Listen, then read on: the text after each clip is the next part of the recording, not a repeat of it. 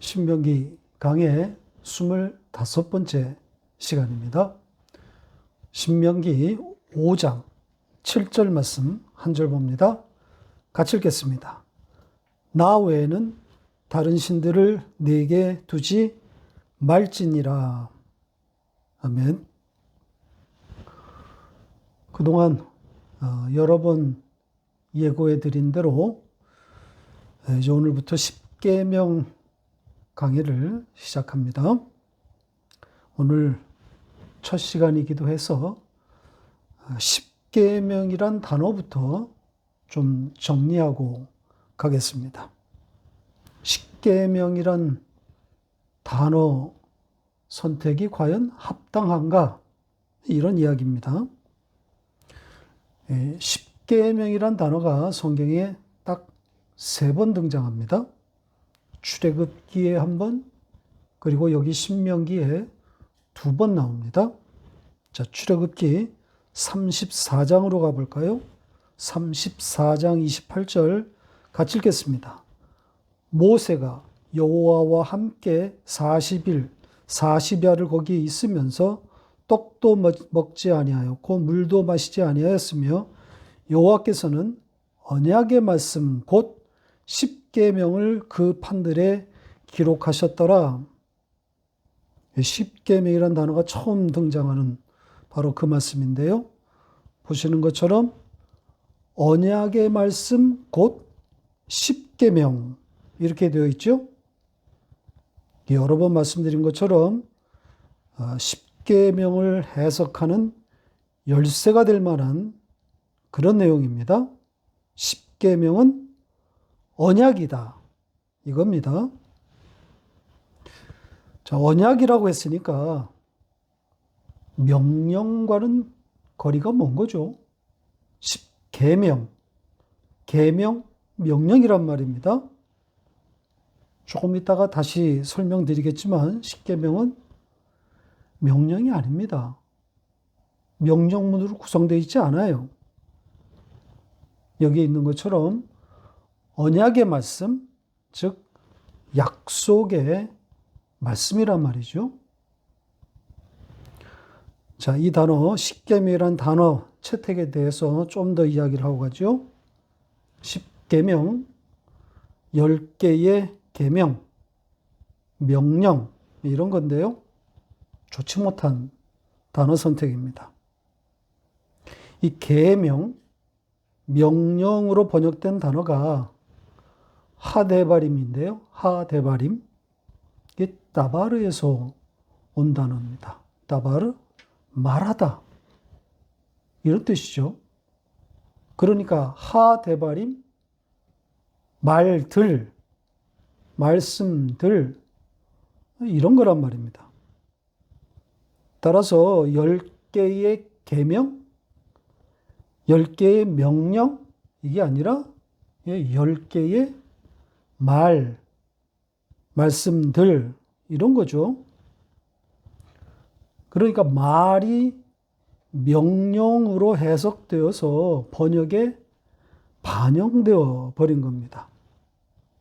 그 독자들은 영문도 모른 채 계명이라고 하니까 명령으로 받아들이고 그렇게 읽게 되는 것 아니겠습니까?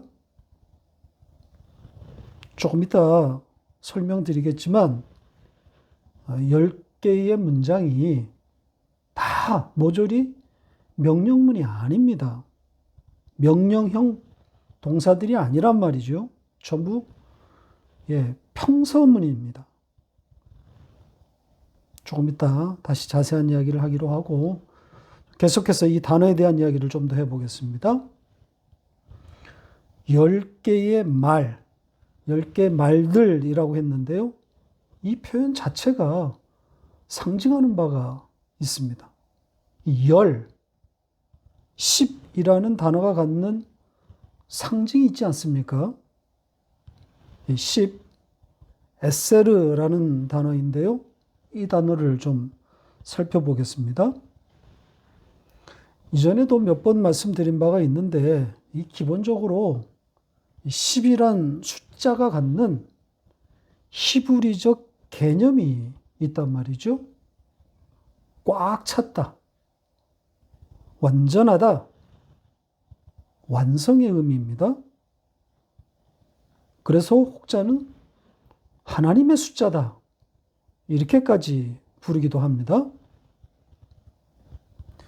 자, 이런 개념이 잘 담겨 있는 예가 11조입니다. 11조의 그 열, 그게 바로 같은 단어란 말이죠. 11조가 처음 등장하는 창세기 14장으로 가보겠습니다. 14장 19절 20절 같이 읽겠습니다. 그가 아브라함에게 축복하여 이르되 천지의 주제이시요 지극히 높으신 하나님이요 아브라함에게 복을 주옵소서. 너희 대적을 내 손에 붙이신 지극히 높으신 하나님을 찬송할지로다 하매 아브라함이 그 얻은 것에서 10분의 1을 멜기세덱에게 주었더라. 아브라함이 그 돌라오멜과의 전쟁에서 승리하고 얻은 전리품의 10분의 1을 멜기세덱에게 주었다는 그런 내용인데요. 완전 오역이라 그랬죠. 아브라함이 멜기세덱에게 바친 것이 아니라 멜기세덱이 아브라함에게 준 것이라고 했습니다. 원문은 그가 그에게 10번째를 주었다. 이렇게 되어 있습니다. 그런데다 우리 성경이 지금 그 얻은 것의 10분의 1 이렇게 번역한 부분 그렇게 안 돼 있습니다. 그냥 10번째예요. 얻은 것 이런 것 다 없습니다. 그가 그에게 10번째를 주었다. 따라서 문맥상 그 10번째를 준 그는 주어인 멜기세덱이고 받은 자, 즉 목적어 그는 아브라함이 맞는 겁니다. 이 멜기세덱 이 에피소드에 아브라함이 주어로 등장한 적이 없어요. 전부 멜기세덱이 동작의 주체란 말입니다. 지금 읽은 문장도 그렇거니와 앞의 문장 전부 멜기세덱이 주어란 말입니다. 그런 문맥인데 어떻게 마지막 문장의 주어인 대명사 그를 아브라함이라고 할 수 있겠습니까? 말도 안 되는 거죠. 멜기세덱이 떡과 포도주에 이어서 그 10번째를 가지고 온 겁니다. 아브라함을 위해서. 아브라함에게 주려고 떡과 포도주 그리고 그 10번째를 가지고 온 거란 말이죠. 따라서 멜기세덱이 들고 온 떡과 포도주 그리고 이 10번째 무엇을 상징하는 거겠습니까? 네, 당연히 예수 그리스도인 거죠. 말할 것도 없어요. 즉 구원을 주고 있는 거란 말입니다. 하나님의 일방적인 구원을 고스란히 담고 있는 내용입니다. 자, 이 10번째 완전을 담고 있는 단어입니다. 한 가지 예를 더 들어보겠습니다. 출애굽기 강해 때 이 성막 이야기를 하면서 이 10이라고 하는 숫자가 반복돼서 나온 것을 혹시 기억하십니까? 성막을 덮는 그 겉에 휘장이 10규빗 길이가 되는 10장, 그 10장이 10개의 기둥에 의지해서 성막이 구성되었다 그랬습니다. 그 성막의 완전성을 담보하고 있는 거죠. 이렇게 이 10, 열은 완전, 완성을 상징하고 있습니다. 따라서 오늘 우리가 다루려고 하는 이 10계명, 10개의 말, 이게 상징하는 바도 그와 같은 거죠. 문자적으로는 10가지의 말씀이지만 그것이 상징하는 바는 그 말씀이신 로고스 예수 그리스도가 되는 겁니다. 지금 그 10개의 말씀을 언약의 말씀이라고 그러고 있지 않습니까? 언약을 담고 있는 말, 로고스이신 예수 그리스도란 말입니다. 복음인 거죠. 그래서 이 애굽 이야기가 십계명 이야기 바로 앞에 등장한다고 그러지 않았습니까? 오늘 본문 바로 앞절인 6절 어떤 내용이었습니까? 다시 볼까요? 같이 읽겠습니다. 나는 너를 애굽 땅 종 되었던 집에서 인도하여 낸 내 하나님 여호와라. 복음을 담고 있는 단어들로 번복되어 있는 문장 아닙니까? 애굽, 종, 인도하여 낸, 끌어낸다는 뜻입니다. 여호와, 전부 하나님의 구원을 담고 있는 단어들 아닙니까? 다음 절에 이어 나오는 이 십계명, 10개의 말, 이것을 바로 이 말씀으로 읽으라는 겁니다. 이 말씀으로 해석하라는 거죠. 그렇게 읽으라는 예고 아니겠습니까? 십계명이 처음 등장하는 출애굽기 20장에도 이와 같습니다. 보고 가겠습니다. 20장 1절로 3절 같이 읽겠습니다. 하나님이 이 모든 말씀으로 말씀하여 이르시되 나는 너를 애굽 땅 종 되었던 집에서 인도하여 낸 내 하나님 여호와니라. 너는 나 외에는 다른 신들을 내게 두지 말라. 오늘 본문과 정확히 같은 구성입니다. 그러니까 십계명을 어떻게 읽으라는 안내판과 같은 역할을 하고 있는 거죠. 애굽에서 이스라엘을 건져내신 그 하나님의 구원을 말하고 있는 겁니다. 자, 이 성경의 시각, 이 관점을 놓치면 안 됩니다. 이 십계명 10개의 말, 처음부터 마지막까지 언약의 말씀, 구원의 말씀이라는 걸 놓쳐서는 안 됩니다. 그러니까 완성의 말인 아들 예수 그리스도를 주어서 하나님께서 택한 이스라엘 백성들을 구원하겠다는 그 언약으로 읽어야 하는 겁니다. 자, 그럼 이제 7절 그 10개의 말 중에서 첫 번째 말로 가보겠습니다. 나 외에는 다른 신들을 내게 두지 말지니라 입니다. 자, 원문대로 직역하면 많이 다릅니다. 비교해 보시죠. 보시는 것처럼 쉬운 문장이 아닙니다. 7개의 히브리 단어들로 구성된 간단한 문장이지만 까다로운 문장입니다. 이 문장의 주어가 보시는 것처럼 3인칭 단수로 이 문장 중에 나온 나의 얼굴의 그 나, 여호와죠. 그 나와 다른 인격입니다. 그는 나의 얼굴 너머로 너에게 다른 신들을 있게 하지 않을 것이다. 이렇게 되어 있단 말이죠. 그러면 여기에 그는 누구일까요?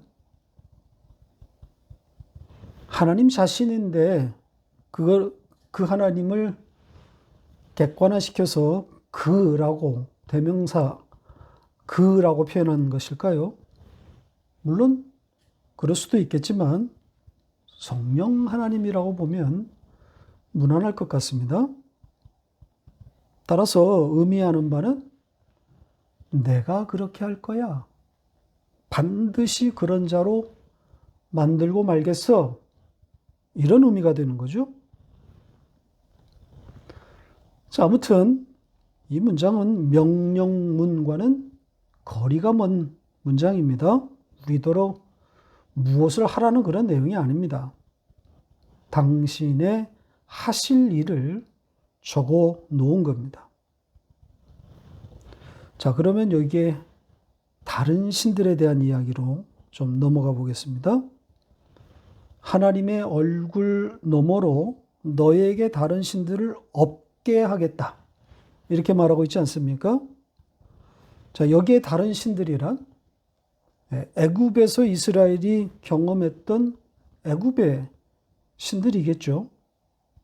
그런데 지금은 출애굽했으니까 앞으로 가나안에서 접하게 될 그런 이방 신들을 말하는 것이 될 겁니다. 자, 그런 신들을 하나님이 모조리 없애버리겠다는 것인데, 문제는 실제로 그렇게 그런 일들이 일어났는가 하는 겁니다. 잘 생각해 보세요. 하나님이 이방 신들을 직접 치신 적이 있습니까? 애굽의 신들을 쓸어버렸습니까? 또 가나안의 신들은 어떻고요? 아니잖아요. 그런 일 없습니다. 다 멸절시키면 될 일인데 왜 이 신들을 내버려 두는 거죠?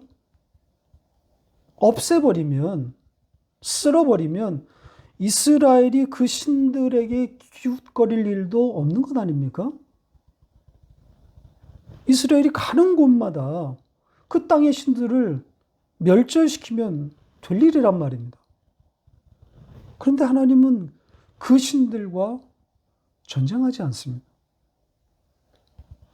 전능하신 하나님이 쓸어버리겠다고 작정만 하면 모조리 잡아서 죽일 수 있는데 멸절은 고사하고 방치 수준입니다.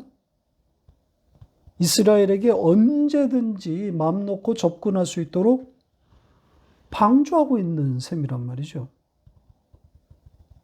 자, 그러면 이런 질문이 자연스럽게 나오지 않겠습니까? 이렇게 다른 신들을 없애지 않을 것인데 왜 없애겠다고 말씀하신 것인가? 당연한 의문 아닙니까? 다음 주에 다룰 그 두 번째 말인 그 우상에 대한 이야기를 할 때 자세히 다루겠지만 바로 이 우상 숭배라는 주제와 연결되는 문제입니다.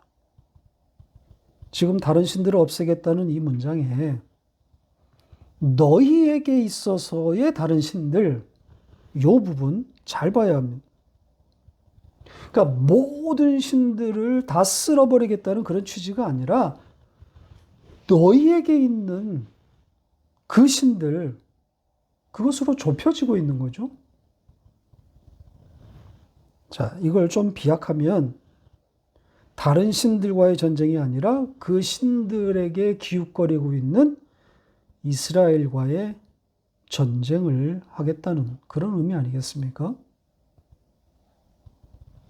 이스라엘과 이 다른 신들, 이 관계를 좀 생각해 보세요. 이스라엘은 이 신들, 이 다른 신들을 섬긴 적이 없어요. 하나님을 버린 적이 없단 말입니다.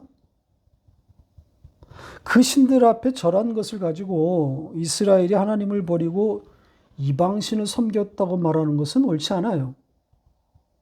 이방신을 섬긴 것이 아니라 그 보이는 신과 하나님을 동일시했다고 봐야 하는 것이 맞습니다.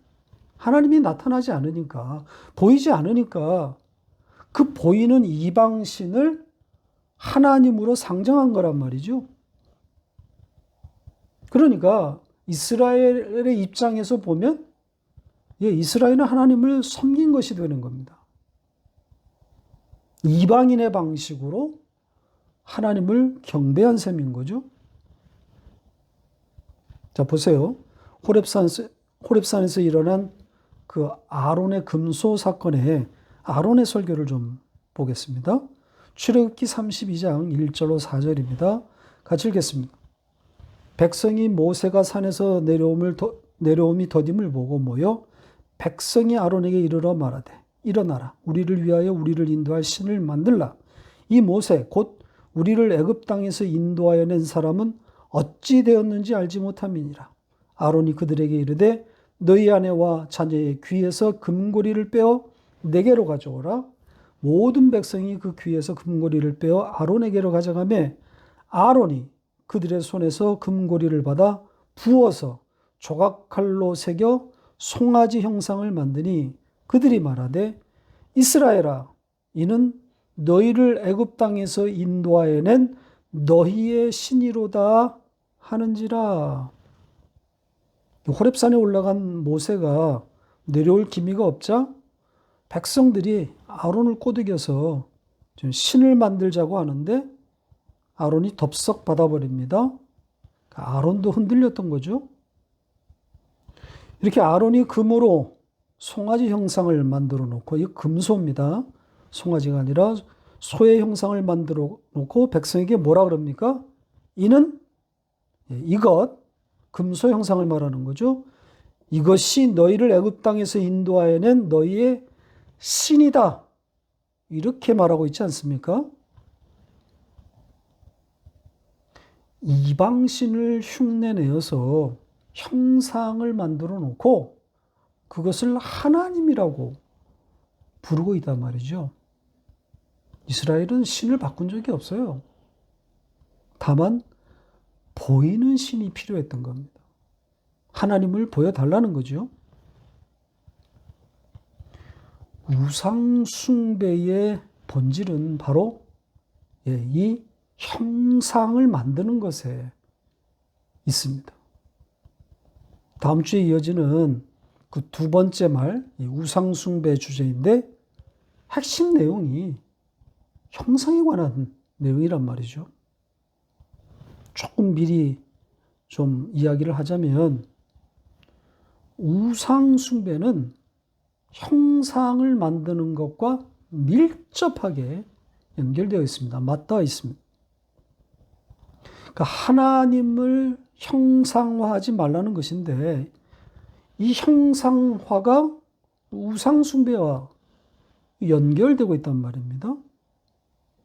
그러니까 이 형상화, 보이는 신으로 만들어내는 그런 작업 아니겠습니까? 자, 그것이 어떻게 우상 숭배가 되는 거죠? 우리가 아는 바 우상 숭배의 핵심, 본질이 뭡니까? 우상 숭배는 자기 숭배지요. 선악과를 따먹고 눈이 밝아져서 신이 된 나, 자기 자신을 섬기는 것, 이것이 우상 숭배의 본질 아닙니까? 그러니까 하나님의 형상을 임의로 만드는 행위가 바로 여기에서 출발하는 겁니다. 자기를 위해서. 자기를 위한 신이 탄생하는 거란 말이죠. 그러니까 내가 섬기고 싶어하는 방식으로 나아가 내 옆에서 나를 돕는 신을 자기 옆에 두겠다는 그런 심산인 겁니다. 그러니까 이 형상화가 겉보기에는 하나님 섬김이지만 그 생각 속에서는 오로지 자기 섬김인 겁니다. 대단한 어떤 그 섬김의 행위가 있고 큰 노력들이 동반되지만 내막으로는 자기의 필요를 위해서 자기의 만족을 성취시켜줄 목적으로 하는 것들입니다. 나를 좋게 하기 위함이란 말이죠. 따라서 너희에게 있어서의 다른 신들, 그러니까 하나님이 없애버리겠다고 하신 이 다른 신들, 이것이 의미하는 바는 바로 자기 자신, 나란 말입니다. 그러니까 내가 섬기고 떠받들고 있는 그 나를 하나님이 죽이겠다는 겁니다. 자, 나온 김에 이 우상 숭배에 대한 이야기를 조금 더 하고 오늘 이야기는 마치도록 하겠습니다. 이 형상화에 대해서는 다음 주에 다룰 두 번째 말의 내용이니까 다음 주에 보다 자세하게 다루도록 하고 우상 숭배에 대한 이야기를 조금 더 해보겠습니다. 자, 우상 숭배하면 반드시 다루어야 할 바울의 말이 있습니다. 어디겠습니까? 골로새서 3장입니다. 가보죠. 3장 5절 같이 읽겠습니다. 그러므로 땅에 있는 지체를 죽이라. 곧 음란과 부정과 사욕과 악한 정욕과 탐심이니 탐심은 우상 숭배니라. 지금 여기에 첫 문장 땅에 있는 지체를 죽이라. 염장 직역하면 땅 위에 있는 그 장기, 내장을 죽이라. 이겁니다. 그러니까 전부 비유와 상징인 거지요. 땅 위에 있는 내장, 여기에 땅, 또 여기에 내장, 모두 상징이란 말이죠. 그래서 다음 문장에서 그 내장이 무엇을 상징한 것인지 열거하고 있죠. 음란, 부정, 사욕, 악한 정욕, 그리고 탐심. 이게 땅 위에 있는 내장이라는 겁니다. 자, 그것을 죽이라고 하고 있는데, 자, 이 명령문이 그 유명한 부정과거 명령문입니다. 부정과거 명령문. 현대 문법에는 없는 건데요. 일반적으로 반드시 일어나게 될 일, 필연적으로 성취될 일을 말하고 있는 것으로 해석합니다. 그러므로 땅 위에 있는 그 내장이 반드시 죽게 될 것이다. 이런 뜻이 되는 거죠. 그러니까 우리더러 죽이라는 명령이 아닙니다. 자, 여기에 열거된 이 땅 위의 내장, 음란과 부정과 사욕과 악한 정욕과 탐심, 이런 것들이 본질적으로 우리가 죽일 수 있는 것들이 아니지 않습니까? 그렇지 않습니까? 그게 죽여집니까? 죽이려고 하면 더 생각나고 더 살아나지 않습니까? 자, 여기에 열거된 이 땅 위의 내장들 중에 우상 숭배라는 수식이 붙은 탐심을 가지고 조금 더 이야기를 진전시켜 보겠습니다. 탐심. 이 원어를 추적하면 좀 더 많은 것을 가지려 한다, 이런 뜻입니다. 그러니까 더 가지려고 하는 것을 우상 숭배라고 하는 거죠. 자, 더 가지려는 것, 이게 왜 우상 숭배라고 그랬을까요? 탐심과 우상 숭배. 그러니까 우상 숭배의 의미가 이 탐심이라는 단어에 잘 담겨져 있다는 그런 뜻 아니겠습니까? 자, 우상 숭배는 자기를 섬기는 거라 그랬잖아요. 이 신이 된 자기를 숭배하는 거란 말이죠. 이 신이 된 이 나는 모든 것을 갖고 싶어 합니다. 갖고, 또 갖고, 더 갖고 싶어 합니다. 다른 사람이 나보다 더 갖고 있는 꼴을 보지 못합니다. 그래서 이 단어에서 시기 질투라는 말이 나왔거든요. 남이 나보다 더 잘되고 더 갖고 있는 꼴을 보지 못합니다. 세상이 나 중심으로, 자기 중심으로 돌아가야만 직성이 풀린단 말이죠. 다만 체면 때문에 혹은 어떤 공동체의 정해진 룰 때문에 잘 드러내지 못할 뿐 자기가 왕이 될 때까지 분을 삭히지 못합니다. 이렇게 선악과를 따먹은 인간은 예외 없이 자기를 섬기는 우상숭배자입니다. 여기서 벗어나지 못해요. 개혁주의 성화론은 이 지점에서 다른 주장을 펴고 있는 겁니다. 믿음이 들어온 후에는 성화가 일어나므로 이런 우상숭배, 이 탐심을 죽일 수 있고 시간이 흘러감에 따라 거의 완전히 죽인 상태까지도 이르게 된다고 말합니다. 성화가 많이 진전되어야 하기 때문인 거죠. 정말 그렇습니까? 이 탐심, 이 우상 숭배가 그렇게 죽여지던가요? 죽여졌습니까? 이 땅에서 더 가지려는 그런 생각이 얼마나 줄어들었나요? 나이가 들수록 다 내려놓게 되던가요? 현실은 그 반대 아닙니까? 하고 싶은 것, 가보고 싶은 것, 해보고 싶은 것, 이런 것들이 더 많이 나타나지 않습니까? 간혹 이런 것들을 다 내려놓고 있는 분들을 직간접으로 대할 때가 있는데요.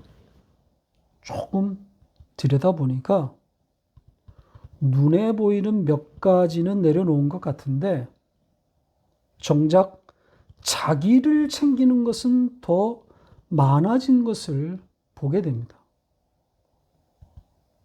그러니까 내려놓는 행위로 인해서 다른 것을 챙기고 있는 거죠.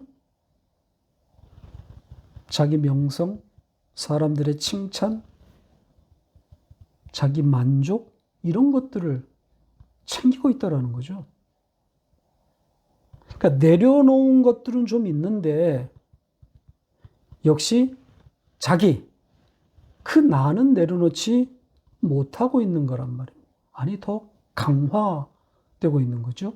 그 내려놓음의 행위들로 인해서. 이게 인간입니다. 이렇게 인간은 죽을 때까지 자기만 보고 사는 겁니다. 그 맛에 사는 것 아닙니까? 이것이 없으면 이 세상을 어떻게 살아갈 수 있겠어요? 하나님과의 독대? 하나님만 생각하면서 그것으로 만족하는 삶? 엉강생심입니다.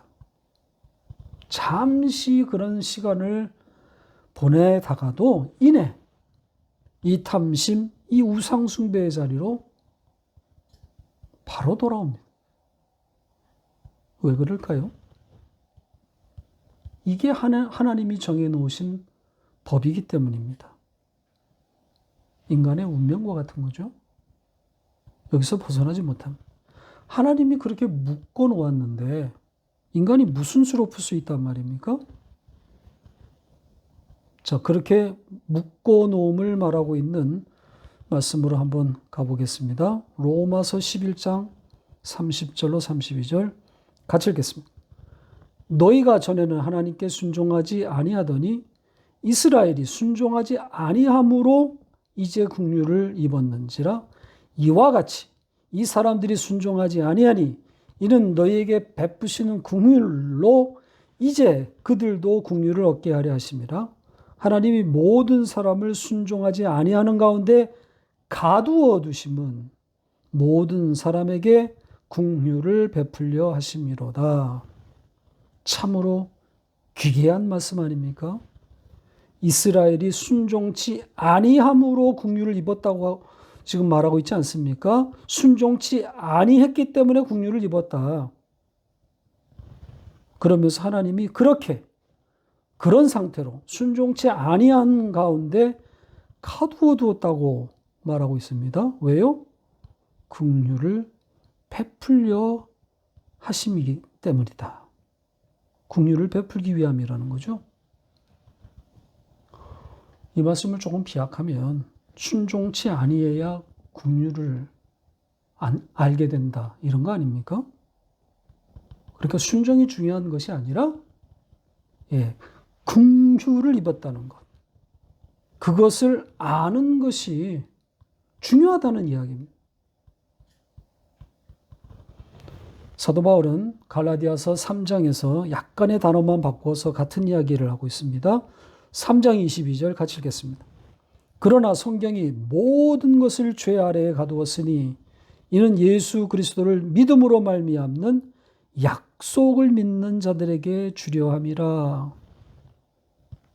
순종치 아니함을 죄로, 그리고 긍휼을 약속이라는 단어로 대체했는데요. 속 내용은 같은 거죠.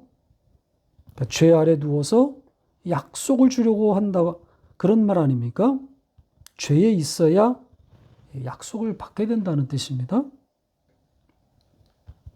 인간이 죄를 이겨버리면 순종에 이르게 되면 약속과 긍휼에 기대지 않게 됩니다. 그래서 하나님이 당신의 백성들을 죄와 불순종에 묶어두신 거란 말이죠. 왜요? 약속과 긍휼을 알라는 것 아니겠습니까?